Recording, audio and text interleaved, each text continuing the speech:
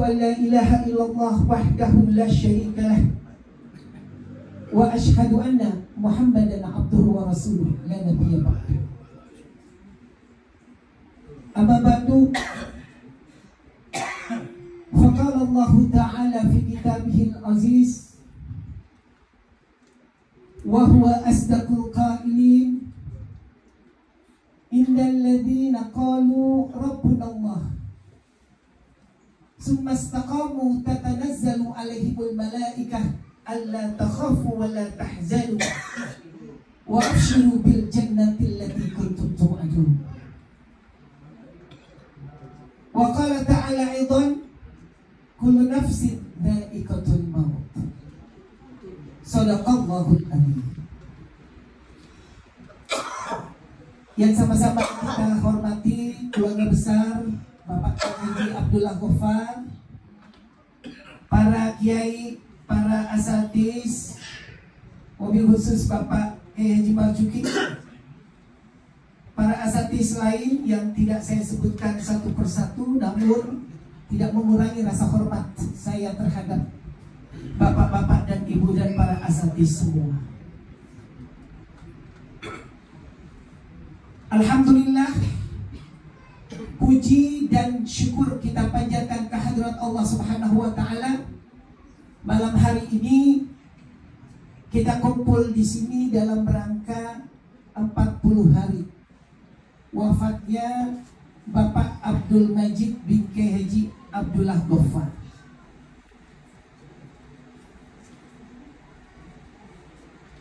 Mudah-mudahan insyaallah hadirnya kita di sini mendapat barokah dari Allah Subhanahu wa taala. Amin ya rabbal alamin. Salawat dan salam tak lupa kita sampaikan kepada baginda Nabi kita Muhammad sallallahu alaihi wasallam. Semoga kita nanti di yaumil qiyamah mendapat syafaat dari beliau. Amin ya rabbal alamin. Bapak Ibu yang kami hormati,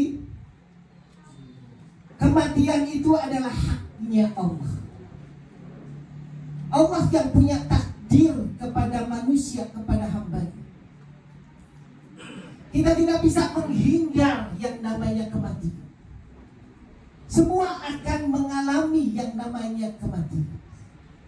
Cepat, lambat, tua, muda, sehat, segar, bugar, sakit, semua akan datang yang namanya kematian. Tidak ada yang bisa kita pilih.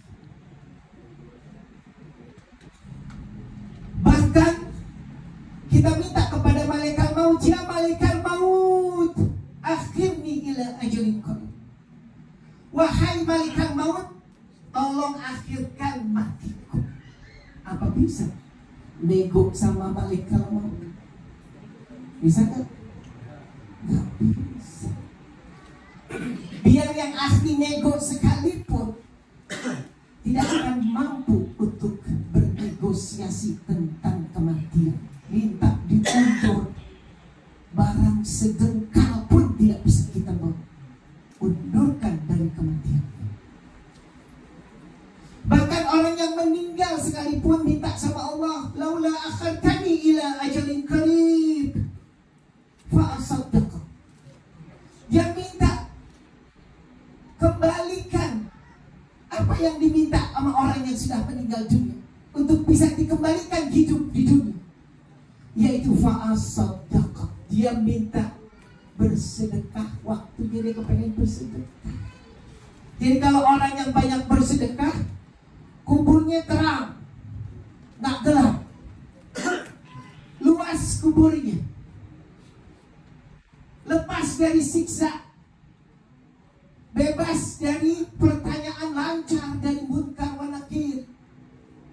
Man rabbuka, man nabiyuka. Itu lancar kita jawab dengan sebab kita banyak bersedekah selama hidup kita di dunia. Makanya kalau orang udah meninggal dan minta kepada Allah, laula akhartani ila ajalin qarib fa asaddaqa, dia kepengen bersedekah, karena sedekah itu bisa membawa kepada keselamatan hidup dunia menuju kehidupan di akhirat. Itu yang diminta oleh orang yang sudah meninggal dunia. Hadirin hadirat sekalian, masyarakat muslimin rahimakumullah. Dalam firman Allah dikatakan kullu nafsin dha'iqatul maut. Tiap-tiap berjiwa pasti akan mati. Gak ada yang bisa mengatur, kita panggil dokter sekalipun yang ahli, gak akan mampu untuk kita menghindari yang namanya kematian. Berapa banyak manusia yang memikirkan bagaimana kehidupan kita kelak, tapi sedikit atau bahkan tidak ada manusia memikirkan yang namanya kematian. Jadi pikirannya hidup mulu, Pak. Besok gue mau ke sini, besok gue mau ke sono, besok gue mau tinggal di sini, besok gue mau beli ini. Semua dunia. Gak ada yang ngomong persiapan kematian. Yang ada namanya persiapan kehidupan doang. Lupa manusia. Padahal manusia cepat lambat, senang gak senang akan mengalami yang namanya kematian, menjemput kematian. Dari sini kita bisa melihat bahwa persiapan apa yang harus kita punya untuk menghadap kepada Allah Subhanahu wa Ta'ala, yaitu persiapannya amal soleh kita biar banyak. Kenapa kita masih dikasih umur sama Allah? Hidup 60, 70, 50, bahkan 80 kita masih kasih hidup. Ada dua kemungkinan kenapa masih kita hidup selama hidup kita di dunia ini, selama sekarang ini kita masih hidup. Ada dua kemungkinan. Yang pertama adalah kita kudu banyak bertaubat kepada Allah. Jadi kita kudu banyak taubat. Jangan sampai taubat kita nggak mau capek. Tiap hari kita taubat, astagfirullahaladzim, astagfirullahaladzim. Kenapa? Karena itu yang diperintahkan Allah. Bahkan Nabi kita yang nggak punya dosa pun mengucapkan istighfar, astagfirullahaladzim, astagfirullahaladzim. Kemudian yang kedua, boleh jadi kita masih dikasih hidup sampai sekarang ini karena amal ibadah kita masih kurang, masih cetek. Kalau orang Betawi bilang masih cetek, masih tange, masih belum apa-apanya. Sholat cuma wajib doang, kadang-kala juga ketinggalan. Takhir mulu, boro-boro sunnah. Nah, kenapa kita masih dikasih hidup? Kita masih diberi kesempatan untuk menambah amal ibadah kita. Jangan sampai kehidupan dunia kita melupakan kehidupan akhirat. Oleh karenanya di dalam sebuah sabda baginda Nabi kita Muhammad SAW mengatakan, "Iqbal li dunyaka ka'annaka ta'ishu abadan wa amal li akhiratika ka'annaka tamutu ghadan." Kita beramal dunia seperti kita akan hidupnya panjang. Boleh kita tunda-tunda amal dunia, tetapi kita jangan coba-coba menunda amal akhirat, karena itu ibaratnya seperti kita mati besok. Nggak ada lagi kita bisa tunda. Keburu mati dulu mah. Haji tunda, umroh tunda, sholat tunda, puasa tunda, mati duluan, modal dulu. Kenapa? Udah dikasih sama Allah kesempatan seperti itu. Makanya dalam sebuah hadis baginda Nabi kita Muhammad SAW, nikmatani makmudun fi kasirun minan nas as-sihhatu wal faragh. Kebanyakan manusia itu lupa dua yang Allah kasih.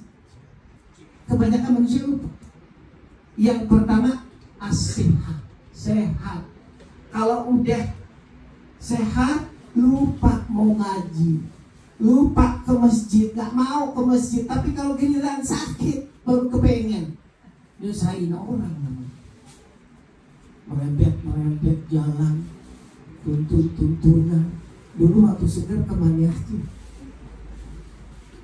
Ya, nah itu jangan sampai sehat kita lupa kepada Allah. Kemudian yang kedua, nikmat apa yang dilupakan, yang sering sering dilupakan oleh manusia adalah waktu luang kita. Kita dikasih waktu 365 hari dalam setahun. Satu hari 24 jam. Sedikit doang yang gunakan waktunya untuk mengingat kepada Allah Subhanahu wa Ta'ala. Kebanyakan kita lupa. Padahal dikatakan kita kenal sama Allah, diceritakan oleh hadis baginda Rasulullah, harus kita kenal saat senang dan susah. Jangan giliran susah doang baru mau curhat. Giliran senang lupa, gak mau ibadah kepada Allah. Bahkan dikatakan dalam sebuah hadis, ta'arrafirullah firraha yarishwa bisyiddah. Kenali Allah pada senang susah. Jangan pada saat susah doang. Senang dia lupa, jauh. Jangan sampai umur kita yang dikasih sama Allah kita gak gunakan untuk mendekatkan diri kita kepada Allah Subhanahu wa Ta'ala. Bahkan kita lalai jauh dari kehidupan akhirat. Kita ngomongin dunia mulu, akhirat kita gak ada. Bahkan lupa. Nah inilah, jangan sampai seperti itu. Makanya bekal apa yang paling baik untuk menghadap kepada Allah? Bukan harta yang banyak. Dikatakan dalam Al-Quran, dikatakan bahwa mala yanfa'u malun wala banun illa man atallah biqalbin salim. Gak ada yang manfaat. Harta melimpah gak manfaat. Rumah bagus, mobil mewah, gak ada manfaat. Apa yang menjadi manfaat kita untuk bertemu kepada Allah Subhanahu wa Ta'ala? Wala banun, anak juga gak manfaat. Yang begitu kita sayangi gak manfaat, gak bela kita juga untuk hidup kita menghadap kepada Allah Subhanahu wa Ta'ala. Illa man atallah biqalbin salim. Kecuali kita menghadap kepada Allah dengan amal soleh yang banyak, amal ibadah yang banyak. Itu bukan. Makanya saya teringat dengan kalimat yang diucapkan oleh Abu Bakar As-Siddiq. Itu sahabatnya baginda Nabi kita Muhammad SAW. Beliau mengatakan, man dakhala qabra bila zadin faka'annama rakibal bakhra bila safin. Barang siapa yang masuk ke dalam kubur tanpa bawa amal soleh, gak ada kebaikannya, hidupnya cuma hidup napas doang, gak ada manfaatnya. Ibaratnya seperti orang berlayar di lautan bebas tapi gak punya kapal. Sanggup gak? Gak sanggup. Biar dia jagoan renang olimpiade juga nggak sanggup, karena nggak ada kapalnya yang bawa. Kapal itulah amal soleh yang membawa kita kehidupan selamat menuju kehidupan akhirat. Makanya pada saat orang meninggal dunia itu, kita yang dilihat itu adalah amal solehnya, bukan hartanya, karena harta itu tidak dibawa mati. Rumah dibawa mati, muat apa enggak dalam kubur? Duit yang banyak, muat enggak? Amal soleh, amal ibadahlah yang akan kita bawa menghadap kepada Allah Subhanahu wa Ta'ala. Masyaallah muslimin rahimakumullah, bapak-bapak sekalian yang kami hormati. Kematian ini adalah juru nasihat yang paling ampuh. Makanya kita diperintahkan untuk bertakziah, berziarah, ya, untuk mengingat bahwa kita juga akan seperti itu. Itu adalah nasihat. Kita dianjurkan, kita diperintahkan oleh baginda Nabi kita Muhammad untuk berziarah, bertakziah, untuk mengingat mati, bahwa kita akan mati seperti itu. Jangan sampai lupa kayak Fir'aun sampai ribuan tahun umurnya. Makanya mengatakan, ana Rabbi, saya ini adalah Tuhan. Karena kenapa? Nggak mati-mati, nggak modal mobil. Tapi pada akhirnya modal juga Tuhan. Karena kenapa? Di dunia tidak ada yang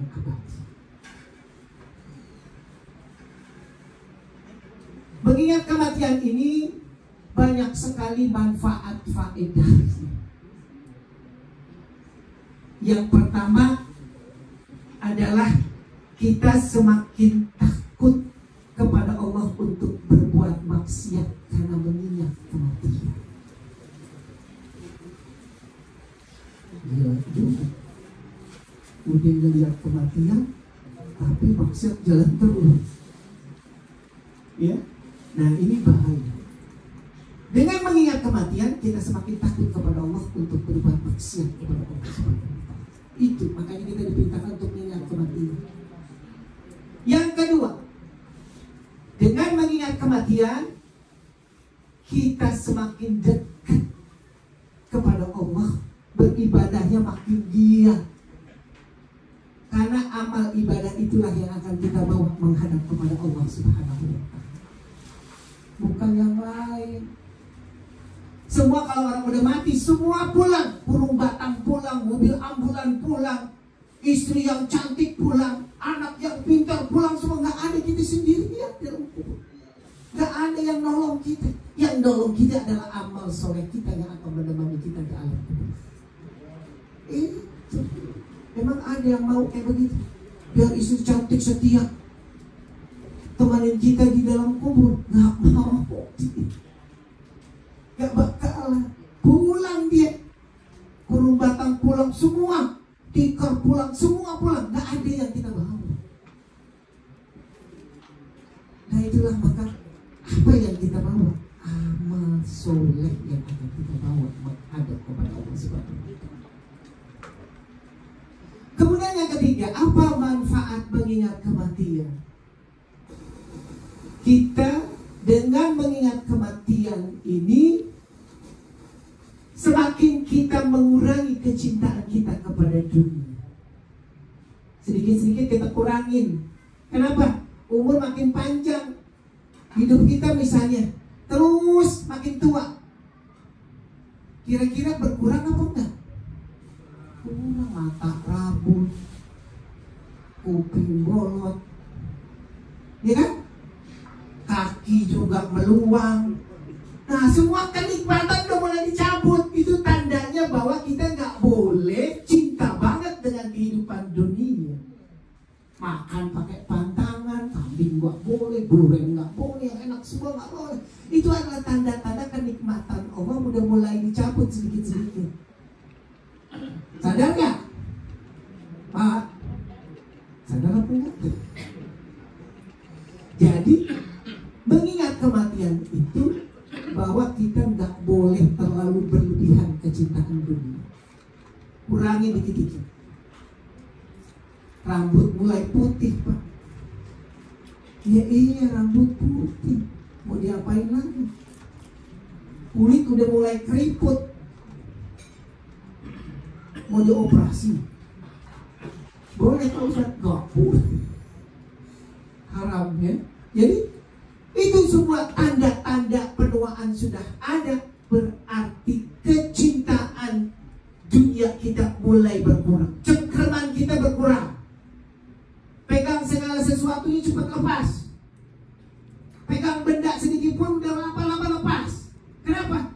Itu tandanya kita semakin dekat untuk menghadap kepada Allah Subhanahu wa Ta'ala. Jadi yang paling selamat apa? Wa tazawwadu fa inna khairaz zadi taqwa. Fattaqun dia berikut. Yang paling selamat, bekal yang paling baik adalah amal takwa kita kepada Allah Subhanahu wa Ta'ala. Maka sekarang hidup kita niat nawaitunya karena ibadah. Jadi apapun kita mau berdagang, mau kerja di kantoran, mau kita mau segala kegiatan, niatnya ibadah lillahi ta'ala, nawaitunya insya Allah dicatat oleh Allah itu pahala ibadah kepada Allah Subhanahu wa Ta'ala. Karena ibadah itu tidak melulu dengan ibadah makhluk seperti sholat, puasa, zakat, haji, umroh. Ada juga ibadah ghairu makhluk seperti hubungan hablum minan nas, kita bekerja, muamalah dan sebagainya. Kalau kita tujuan nawaitunya lillahi ta'ala, ditulis juga oleh Allah ibadah kepada Allah Subhanahu wa Ta'ala. Insya Allah. Mudah-mudahan yang hadir di sini kita mendapat barokah dari Allah Subhanahu wa taala. Amin. Kita doakan Bapak Abdul Majid ini insyaallah husnul khotimah. Karena kenapa? Dalam sebuah hadis baginda Rasulullah, man akhir kalam la ilaha illallah dakhalal jannah.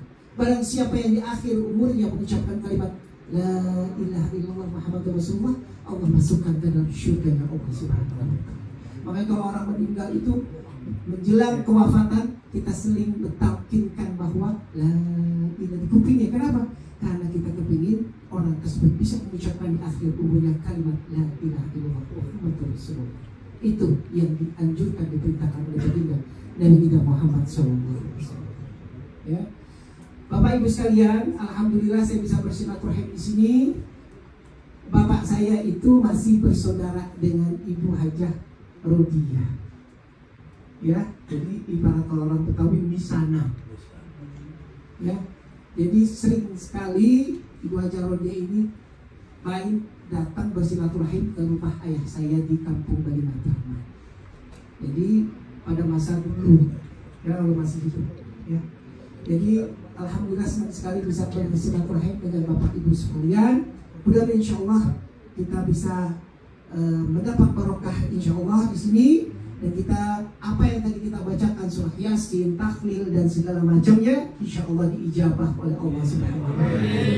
Dan keluarganya ditinggalkan diberikan kesabaran ketabahan, insya Allah kita mendapat barokah dari Allah Subhanahu wa taala. Al-Fatihah. Alhamdulillahirabbil alamin arrahmanir rahim maliki yaumiddin iyyaka na'budu wa iyyaka nasta'in shiratal ladzina an'amta 'alaihim ghairil maghdubi 'alaihim waladdallin. Terima kasih atas perhatiannya.